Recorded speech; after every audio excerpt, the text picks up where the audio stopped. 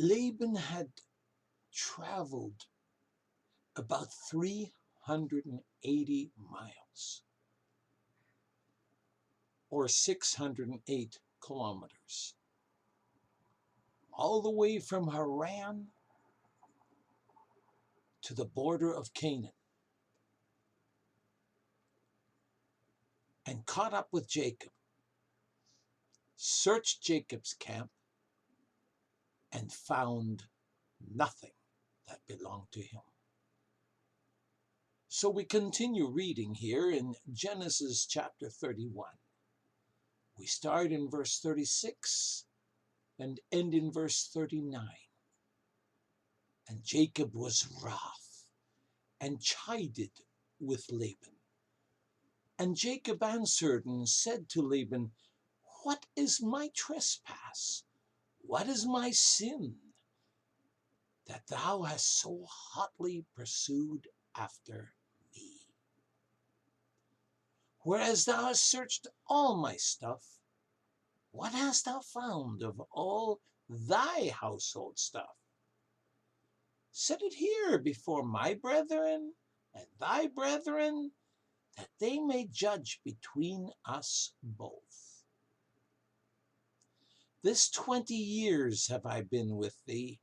Thy ewes and thy she-goats have not cast their young, and the rams of the flock have I not eaten.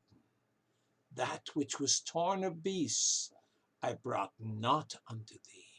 I bore the loss of it. Of my hand did you require it, whether stolen by day or stolen by night. You know, to say Jacob was angry is really an understatement. The Bible puts it this way: Jacob was wroth. That's an old word from which we get the name wrath. And chided with Laban. Jacob was livid with anger and had a heated discussion with Laban. Oh, he was so very angry he almost lost control. But the wisest thing was to exercise self-control in what he had to say. Does that sound like the Jacob of old? So what is my trespass, he asked. What is my sin? What hast thou so hotly pursued after me? Why have you so hotly pursued after me? What kind of shocking and abominable offense have I committed, that you have so hotly pursued me with so many men, as if I were a thief or a murderer? That is what Jacob was asking him.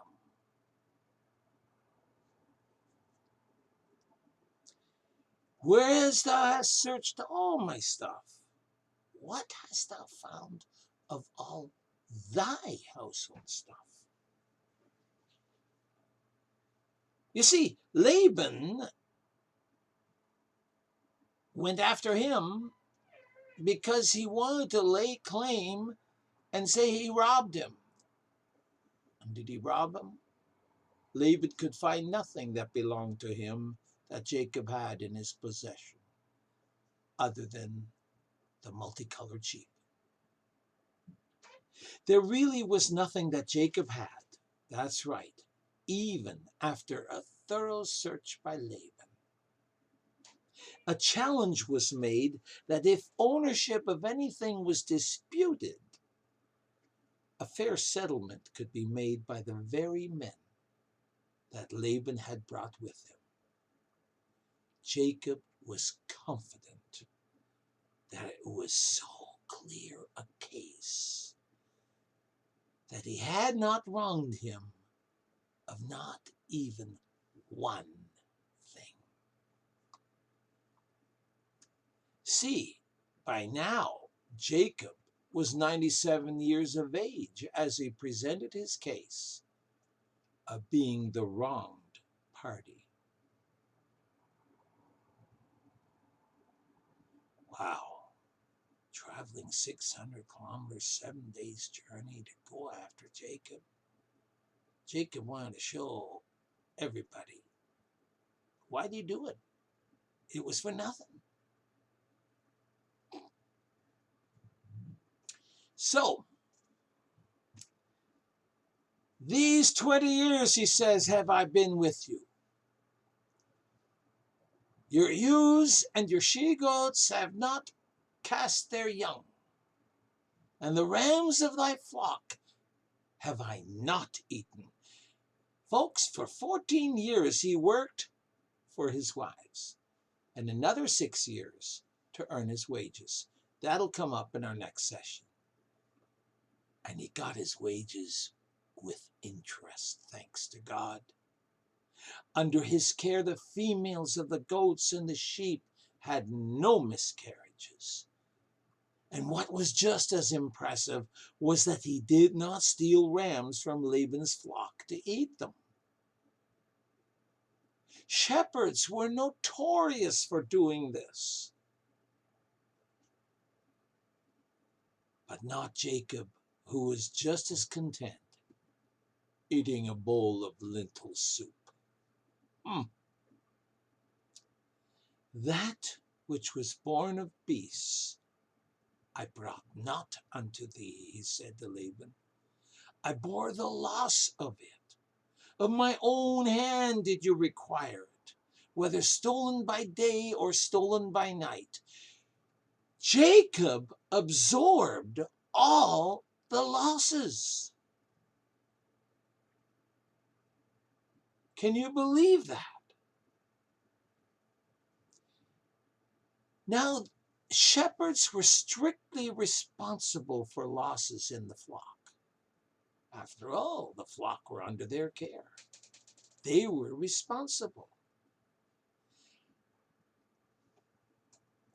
They were responsible for losses in the flock unless they could prove they were torn up by wild beasts. Though Jacob had not earned an established wage, he actually worked for free for 14 years. With even the most minor loss in the flock, Laban was so rigorous and unjust that he required restoration of them or an equivalence of them. Now, do you know what? This was not fair. All this was contrary to a shepherd's code of ethics under God. Again, Jacob absorbed all the losses. So about 500 years later, this code of ethics became written law. Up to that point, it was an oral law. And the written law says this, from Exodus 22, 10 to 13. If a man deliver unto his neighbor an ass or an ox or a sheep or any beast to keep, isn't that what Jacob did? He took care of Laban's flock. Laban gave it to him to keep. So, and if that animal were to die or be hurt or driven away, and no man saw it, then shall an oath of the Lord be between them both, that he hath not put his hand on his neighbor's goods, and the owner of it shall accept it, and he shall not make it good. In other words, the person who is taking care of it doesn't have to make it good. And if it be stolen from him, he shall make restitution to the owner thereof. That's the only case that he'd have to do that. But if it be torn in pieces, then let him bring it for a witness, and he shall not make good that which was torn. Jacob didn't do any of that. He absorbed all the losses. Do you know what I have to say to that? Jacob had greatly matured in 20 years. And I have to say that in 20 years, right now, Jacob was exceptional. There's a challenge here to believers. Don't ever settle for mediocrity. As followers of the one true God, do you realize we're called to be exceptional?